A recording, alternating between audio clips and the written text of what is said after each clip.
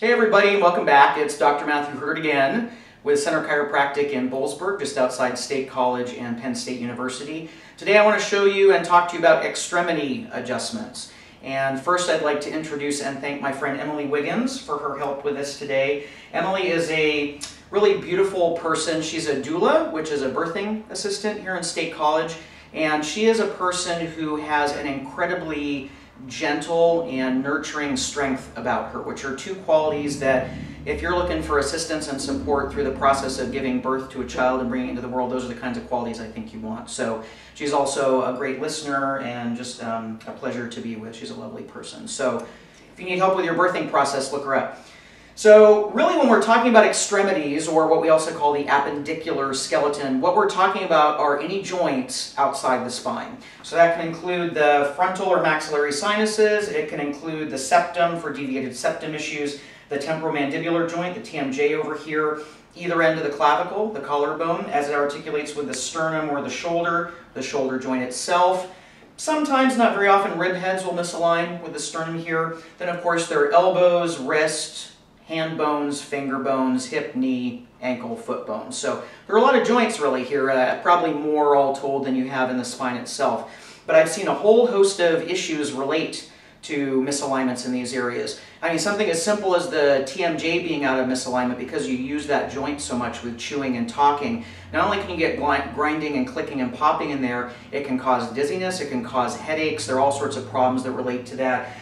Lots of adhesive capsulitis and frozen shoulder issues relate to shoulder misalignments. I think I already mentioned deviated septum. You can get sinus headaches if your sinuses aren't draining properly. Tennis and golf elbow, carpal tunnel, sciatica can relate to extremity adjustments to a degree. So this can really involve a fair amount of pathology and discomfort. So it's a really common thing in my office to work on these. I would say in any given day, probably 75% or more of our visits involve adjusting some extremity joint. So what I want to do today, because there are so many of them, is just kind of give you an overview of some of the most common ones so you have a feel for what to expect if you have problems in these areas and you're thinking about coming here for treatment. So the first one I want to show you, which kind of makes sense in terms of presenting them logically in a video, is probably not the best one to start because it's an awkward adjustment and it can be a little tender. It has to do with that temporomandibular joint, the TMJ in here. And there are a couple different ways to adjust this joint. The most common one, the easiest one for most people, involves you, the client, sitting in a chair facing a mirror. And we have a mirror on the wall over there, but because of the setup for the camera here, we're not really going to do that today. I'm just going to mock up this adjustment for you. And what's first done is first we determine which side has misaligned. It is almost unheard of for both sides of the TMJ to misalign. Once we know which side is misaligned and which side we're going to adjust back in, I stand behind the chair with you relaxing against me like this, and I'm going to just contact the jaw here with both my hands. And while I'm watching your jaw track in the mirror so I can see how it's moving, I'm going to have you open your jaw and then just very gently and slowly close it as I gently guide that misaligned side back up into the bone on the skull. So it's a little bit more tender than that usually. I mean, anybody who's had a TMJ problem, you know that can be a pretty ouchy area. That's a technical clinical term, by the way. So next one I want to show you are shoulder misalignments. These are very, very common in here. I see very few people. I think it by and large has to do with how much we sit down these days. You know, most of us don't have that nice Greek statue posture anymore. We've got kind of the rolled forward potato chip posture. Puts a lot of stress on these joints. Again, there are a couple different directions of misalignment possible with the shoulder joint. The most common one in my experience is when the upper arm bone, the humerus, drops down and forward with relationship to the part of the shoulder blade that it meets up with here. So in this adjustment, again with you sitting comfortably and me standing behind, I'm going to put a little bit of gentle pressure on the back of your shoulder blade and the front of your arm bone to try and start to get it to move back into the correct position.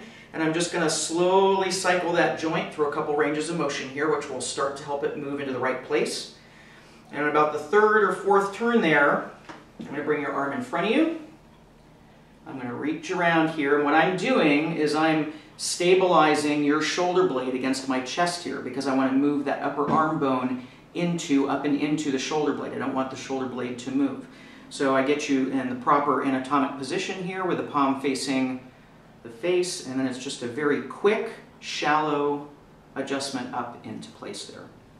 So that's the most common shoulder adjustment. They all don't look like that. To be fair, it's also one of the most tender ones. So here I started off with the two worst ones. If you made it this far, you're going to be fine here. So as I mentioned, there are several different kinds of elbow misalignments that can occur. They can relate to tendonitis. They can relate to golf elbow or tennis elbow. So do know that those exist, but we're not going to work on those with Emily today. What I want to show you here is an adjustment that is probably almost as common as breathing in here, even more common than the shoulder adjustment, and that is the adjustment of this first metacarpal head. It's the top of the thumb bone where it attaches to the side of the hand here. This, again, is under stress because of how much we sit, how much we work on computers these days. So I'm actually going to adjust her first metacarpal on this visit because this is a common one for her. She had a little wrestling match with a bus a few months ago that she lost. And so we've been working on this one a lot. So in this case, the head of that metacarpal has moved up and forward. So I'm going to contact it in such a way where I can set it back and down. So I'm going to take a little slack out of the joint there, and I just have Emily really let that arm relax. Just let that go sound asleep. We're just going to set it right back in. So I wouldn't be surprised if you actually even heard that there. So that's pretty much it for the upper body. Again, there are other adjustments in there, but they're rare enough and awkward enough it doesn't make sense to show them to you, and this is just an overview. So what we're going to do now is take a break for a second, have Emily move over to the other bench, and then I'll show you some lower extremity adjustments. So again, with lower extremities, primarily what we're talking about is the hip, that big ball and socket. We're talking about the knee, which really involves 4 different bones. We're talking about the ankle or the foot or the toe bones. In all honesty, I very rarely see a ball and socket in need of adjustment. Those kinds of problems are usually more related to low back or pelvic misalignments.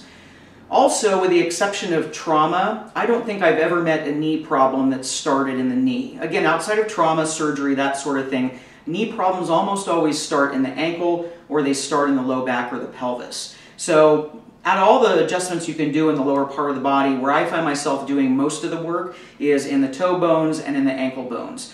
So again, this can relate to any kind of tendonitis, neuritis, any of the kinds of things you can get with the upper extremity. I've even seen things like Morton neuroma clear up with adjustments in the toes here. So there are really 2 most common adjustments I do down here. The first one is a lot of women who professionally wear high heels find that these front toe joints get really sore. They feel bruised most of the time. They're really tender. Sometimes even once they get home and take their shoes off, you know, they still have a lot of tenderness in those joints. So these are pretty simple adjustments. We're just pushing the heads of those metatarsals back up into place here. And I'm just mocking this up because Emily doesn't need every joint in her foot adjusted with every take that we do here. So that's a pretty common and pretty straightforward adjustment. The most common one I do in here is really the joint between the leg bones and the talus. The talus is really the connection between the leg and the foot here. If you think about what's going on in this area, it's actually pretty cool. The weight of your entire body, which is vertical up until this point, all of a sudden transitions into an angular force going forward to the ball of your foot and backward to the heel of your foot. So there's a lot of stress on that joint. Not to mention switching kinds of shoes every day, so your body doesn't know what kind of foundation it should expect, or running or wearing high heels, all those other kinds of stresses that we add. So you've got these 2 big leg bones that come down on the outside that make the ankles, the little ankle bumps here that you're used to. And then the talus sits right up inside and it rocks back and forth. It's what gives you that pivoting movement. Usually when it misaligns, it either misaligns forward or it misaligns forward and down. It's not necessarily a more common misalignment, but what I'm going to show you here is the one for when the talus moves straight forward, when it moves anterior. And again, like a lot of these, it's a pretty simple adjustment. What we do is, first of all, make sure this is where we need to be, that this is stuck, that it's not related to a lumbar or pelvis adjustment. We actually need to adjust this joint. I'm going to contact the front of the talus here with both thumb tips. I'm going to grab the foot here, and while I pull down a little bit on the back of the heel to kind of use that as a lever to help the talus slide back into place, I'm just going to give a little gentle push back and down and set that right back into place. So that's pretty much it for the most common lower extremity ones. Again, there are a lot of variations on all these adjustments. I just want you to have a sense of familiarity and a picture in your mind of what can go on with some of these. It's hard for me to imagine with this general video that you don't have some sort of question about this. So you can either post your questions below this video, I'll check back in regularly and answer those for you, or you can email me at the office or call me during my lunch break for a free, no obligation, no cost consultation. please wander around our website, check out the blog, subscribe to our free email newsletter, or you can just call our awesome staff at 466-2000 to set up your first appointment. Whether you're in pain and you're trying to get out of it, or whether you're trying to avoid it before it happens, you'll be glad you did. Thanks for your time and blessings to you and yours.